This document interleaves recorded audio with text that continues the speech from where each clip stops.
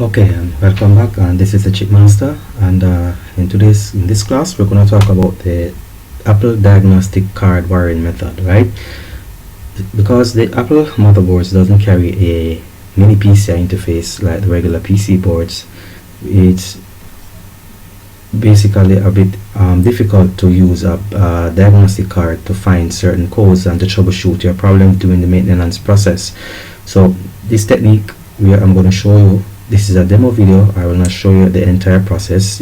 In order to get the full video, you have to purchase when all my video tutorials are launched by early next year.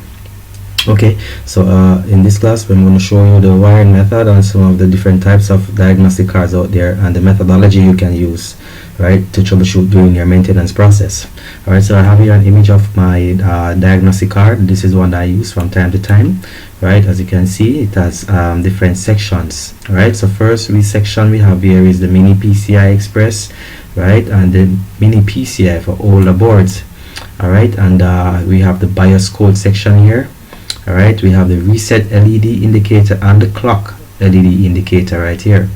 Over here on the top we have some test points. These are reserved for the factory, so we cannot use this section, right? These are for factory use. Over here is a total of 9 pins, right? So the LPC bus is a total of 9 pins. So we have the first, we have 3.3 volt supply, we have ground, reset, clock, LED 0, LED 1, LED 2, LED 3, and frame.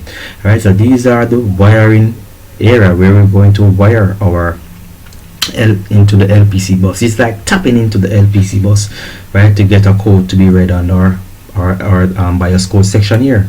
So some boards doesn't support direct plugging of the Mini PCI Express card into the slot, right? So for the Apple, there is no Mini PCI Express slot, as you can see, right? So on the Apple board, there are no Mini PCI Express connection on the board. So the only way we have to get this information is to wire it directly onto the LPC bus of the Apple interface. Okay, so in the maintenance process, it's you have to know the wiring method. As I said, is a total of 9 wires, right? So we have supply, ground, reset, right? Reset is coming from PLT reset, right? This is coming from the PLT reset because the PLT reset is going to the LPC bus of the IO controller. The clock, which is the 33 megahertz clock, right? This is the clock that we use to measure to know that our clock generator is working, right? LED 0 to LED 3, this is the LPC bus interface, right? This is the LPC bus interface, and this is the LPC frame, right? The LPC bus carries a LPC frame pin, which we normally measure with the oscilloscope during the software process to see if the CPU actually reading the EC BIOS, and there's a communication with the EC also. All right, so this is the diagnostic card.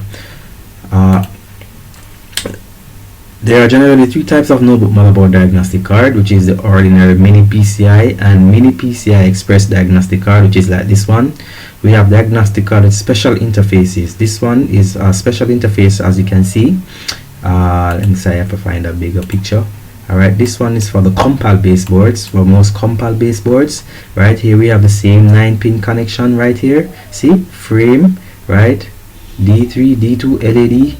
We have the reset and the clock indicator, and here we have a special dedicated 4 wires. These are for the LED 0 to LED 3. This is for the compile based boards, as you can see, right? And here we have the reserve test point area for the factory, right? So this is another type of interface card that's on the market, right?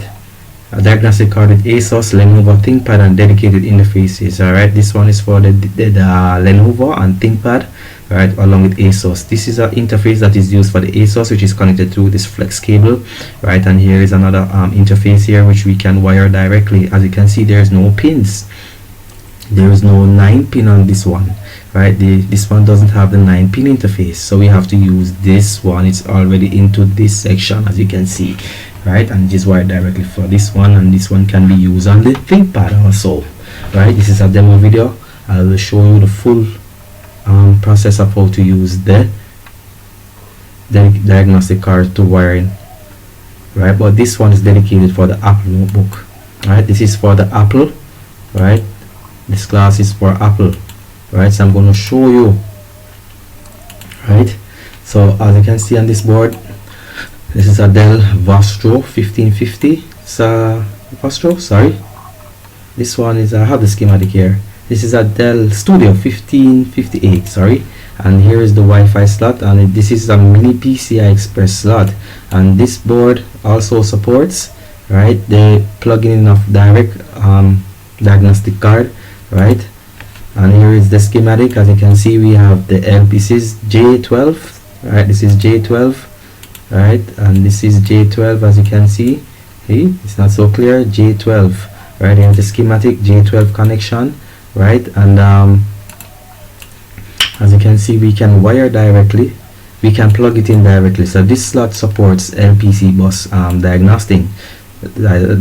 So we have Lpc frame, we have LED 0, LED 1, LED 2 to 3, right. We also have reset is coming at pin number 2, PLT reset. This is the reset pin, right. Remember, it's a total of 9 wires, so this is 1, 2, 3, 4, 5, right, 6 main wires. The rest is supply 3.3 volt run, and we have our our ground. So that's a total of 9. So that's 1, 2, 3, 4, 5, 6, 7, 8, and the ninth one is the clock, right. The ninth one is the clock, and that's the 33 megahertz clock.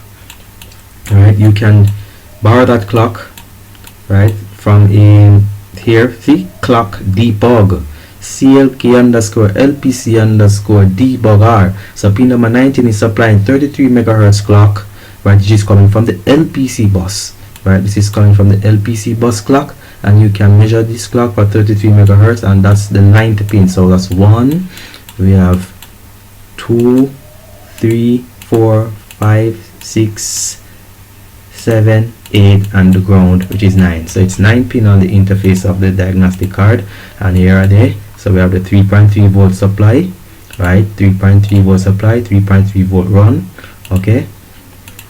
We have ground, we have reset, which is the PLT reset, which is here, PLT reset, pin number 22, right.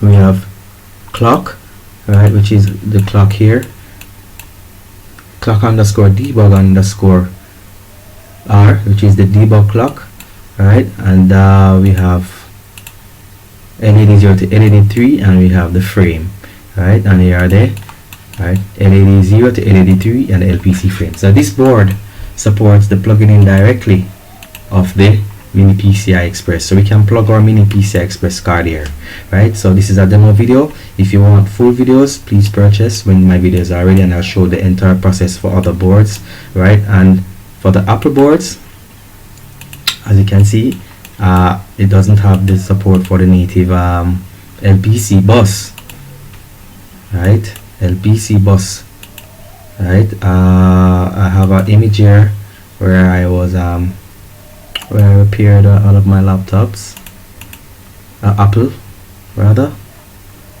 that's not it. Yes, here it is.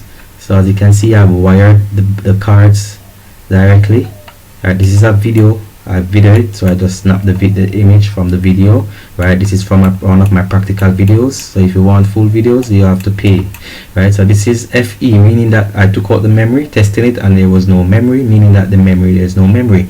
And FE, which on this card represent no memory. And as you can see, I've wired the wires directly to the LPC bus. So the SMC chip is right here under this section right here, where I wired it, and using the schematic to wire it to the pins right here. All right, so that's it for the demo. If you want full videos, as I said, next year I'll have videos ready. You can purchase, and I'll show you the entire process of how to wire the debug card on the Apple notebook PC, on the Apple and the PC baseboards. Okay, thank you.